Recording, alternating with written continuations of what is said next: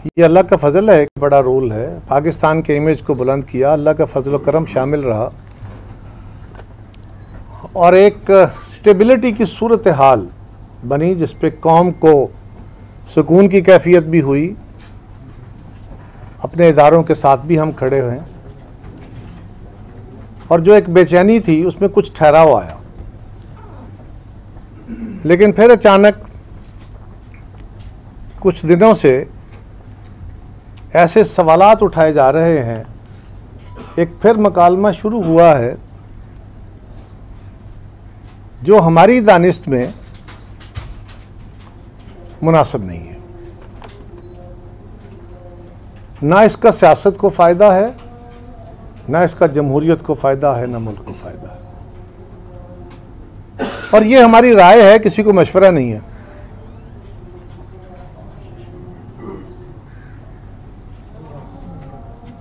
जब से ये हुकूमत बनी है, हुकूमत बनाते वक्त हमने बड़ी नेक नियति से इखलास के साथ हुकूमत का, मुस्लिम लीग का साथ देने का फ़ैसला किया और एक मुआहदा लिखा ताकि कल कलां कोई प्रॉब्लम हमारी वर्किंग में ना आए। और ये पहली दफ़ा हुआ कि हमने हुकूमत को सपोर्ट करने का फ़ैसला किया बग़ैर हुकूमत में वज़ारतें लिए, इक़्तिदार में शेयर लिए, इसलिए कि हुकूमत यकसुई के साथ मुल्क के मसाइल का हल करे और हम उनका साथ दें। और इसके लिए लिखे हुए मुआहदे पे हमने बार बार कोशिश की कि अमल होता रहे। अनफॉर्चुनेटली उस पर पूरी तरह अमल नहीं हुआ। कई मीटिंग्स हुई, लीडरशिप के लेवल पे भी हुई, सूबे के लेवल पे भी हुई, बाकी भी हुई, आप उससे आगाह हैं। कुछ चीज़ों पे अमल हुआ, कुछ पे नहीं हुआ। हम अपना एतराज़ करते रहे और कर रहे हैं और करते रहेंगे, लेकिन हम मुल्क की हालात के पेश नज़र सूरत हाल को ख़राब नहीं करना चाहते थे, ना आप करना चाहते हैं। और हुकूमत को हर कदम पे सपोर्ट किया, हर इशू में सपोर्ट किया। जब पाकिस्तान पे वार हुआ उस वक्त भी सपोर्ट किया, असम्बलियों के अंदर सपोर्ट किया, लेजिस्लेशन में सपोर्ट किया। और कोई एहसान नहीं किया, हम कोई एहसान नहीं गिनवाते। ये हम तय करके चले थे, सोच के चले थे कि मुल्क की बहरानों का हल निकालना है, वरना पावर शेयरिंग के फार्मूले भी थे, टर्म के फार्मूले भी थे, कई फार्मूले डिस्कस हुए। हमारी पार्टी के लोग भी हमसे पूछते हैं, कारकुन भी पूछते हैं कि ये क्या है कि आप हुकूमत की जो कोई नेगेटिविटी आती है उस पर तो हिस्सा ले लेते हैं, यानी आपको भी उसका हिस्सा मिल रहा है। दूसरे लफ्ज़ों में आप अपने आप को कमज़ोर कर रहे हैं, लोगों की नज़र में अनपॉपुलर हो रहे हैं, लेकिन आप इक़्तिदार में नहीं हैं। तो सिर्फ इसलिए हमने ये फ़ैसला उस वक्त भी किया था कि अगर हम इक़्तिदार में होंगे तो आपस में फ़ैसला साजी में प्रॉब्लम होएगा, हुकूमत यकसुई के साथ फ़ैसले करे। लेकिन इसका मकसद ये कतन नहीं था कि हम ब्लैंक चेक दे के हुकूमत जो करेगी, मुस्लिम लीग जो करेगी हम उसका साथ देंगे। एक जमहूरी तरीके से यही फैसला था कि हम अपने मंशूर, अपने असूलों के मुताबिक हुकूमत को राय देंगे। उनको किसी इशू के ऊपर, लेजिस्लेशन के ऊपर, किसी मसले के ऊपर अपनी राय दे के उनको कायल करने की कोशिश करेंगे, उनसे मकालमा करेंगे, उनकी राय को सुनेंगे।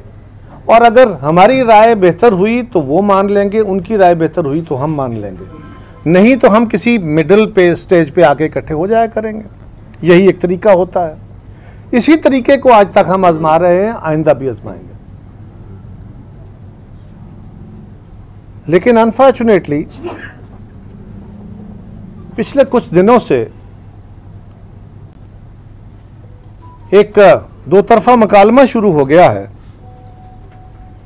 और इसके मुकालमे के एक तरफ पीपल्स पार्टी के कुछ लोग हमारे साथी हैं और दूसरी तरफ हुकूमत पंजाब है। हम उनके साथ वजारतों में शामिल नहीं हैं, लेकिन हम उनके साथ हैं। हम पावर शेयरिंग नहीं कर रहे, लेकिन हम उनको सपोर्ट कर रहे हैं। उनको पंजाब में सपोर्ट नहीं चाहिए होगी, फाबिहा। हमें वो भी याद है कि पिछली हुकूमत में जब उनके साथ थे तो हम किस तरह अलग हुए थे, हमसे भूले नहीं हैं। लेकिन आज भी हमारी ये ख्वाहिश और कोशिश है कि माजी के ज़ख्मों को भुलाया जाए। लेकिन बदकिस्मती से ये मुकालमा लहजा ऐसा इख्तियार कर गया है तो कुछ ऐसे सवाल उठाए गए हैं जिनका जवाब देना मजबूरी हो गया है। लेकिन इससे पहले मैं गुजारिश करूंगा अपने साथियों से भी, पंजाब हुकूमत से भी, मुस्लिम लीग से भी कि मेहरबानी करें, जमहूरी तरीके से आरा दें, इख्तलाफ करें, तनकीद करें, एहतजाज करें, लेकिन इतनी दूर न जाएं, वो लहजे, वो लफ्ज़ इख्तियार न करें जो माजी में इस्तेमाल हुए, होते रहे, मुरव्वज हुए और उनके नुकसानात हुए। और उन्हीं से तजर्बा हासिल करके मोहतरमा बेनज़ीर भुट्टो शहीद ने, मेरी और मेरी पार्टी की क़यादत ने, इस मुल्क की कायद ने COD किया था। उसको मियाँ मोहम्मद नवाज शरीफ साहब ने रिस्पॉन्ड किया था कि हमने माजी के मनफी रवैयों को दफन करना है। फिर भी कभी कभी उभार हो जाते हैं, कभी गलतियां हो जाती हैं, लेकिन क़यादतों को उसको रोकना है। और ये काम जरदारी साहब ने, जनाब आसिफ अली जरदारी सदर ममलिकत ने हत्तुल मकदूर किया है। बिलावल साहब ने जवां साली की बावजूद, होता है जवां खून बड़ा ज़रा गर्म होता है, इसके बावजूद बड़े तहम्मुल के साथ चीज़ों को आगे लेकर चलने की कोशिश की है। पहले भी की है, अब भी कर रहे हैं। अपनी जमात से उठने वाले सवालात और दबाव को सामने रखते हुए भी कर रहे हैं। इस दफ़ा बदकिस्मती से बड़ा खौफनाक फ्लड आया है जिसमें बहुत कीमती नुकसान हुए हैं। लोगों के घर बार लुटे हैं, लोगों की फसलें लुटी हैं, जानवर गए हैं, इंसानी जानों का ज़िया हुआ है। और उस पर सारा मुल्क यक ज़बान रहा और है। हुकूमत वक्त ने अच्छा काम किया, हमने सपोर्ट किया, हमने अच्छा कहा। सिंध हुकूमत ने अच्छा काम किया, सब ने अच्छा कहा। मीडिया ने बहुत अच्छा रोल प्ले किया, सब ने अच्छा कहा। जहाँ कहीं कोई गलती होगी या हमारे ख्याल के मुताबिक उस काम को करने का दूसरा तरीका बेहतर होगा तो उसके ऊपर हम राय देंगे, उसके ऊपर हम राय देंगे। और राय नहीं मानी गई तो हम तनकीद लिखेंगे, नक्द लिखेंगे। अगर नहीं सुना गया तो एहतजाज करेंगे। ये तो हमारा जमहूरी हक है ना जी, यही एक तरीका हो सकता है ना।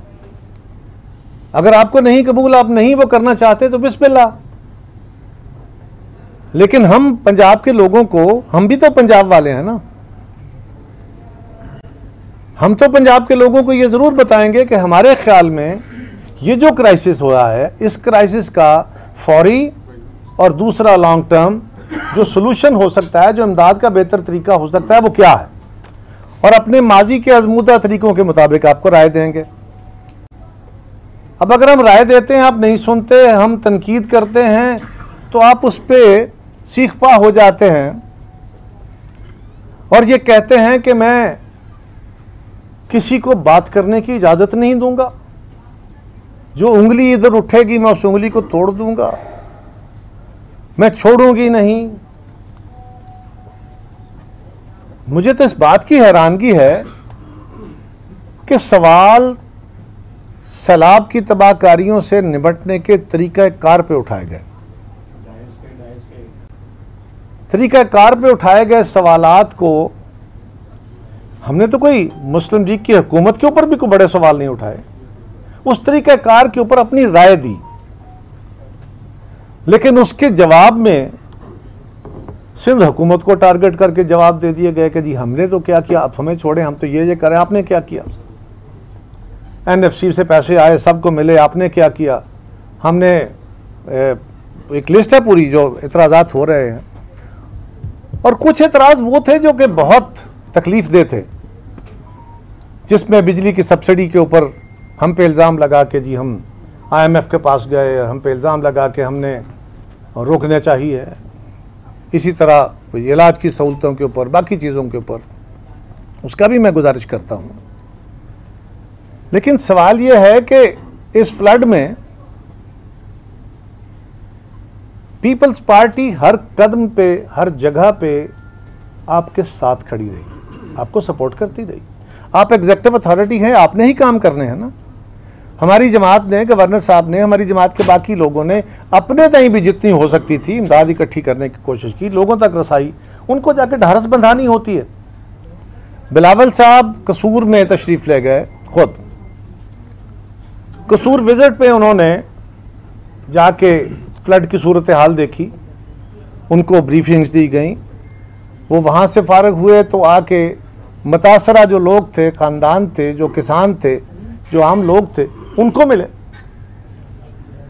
उस पर भी इंतज़ामिया का रवैया, हम शाकी हैं उस पर कि इंतज़ामिया का रवैया मुनासिब नहीं था, लेकिन हमने तो क्योंकि लोगों से मिलना होता है, मिले। कहा गया कि सिक्योरिटी क्लियरेंस नहीं, क्या हमने कहा कि हमें सिक्योरिटी क्लियरेंस जितनी चाहिए वो है, मिले। और उस पर उन्होंने अपने सवालात रखे।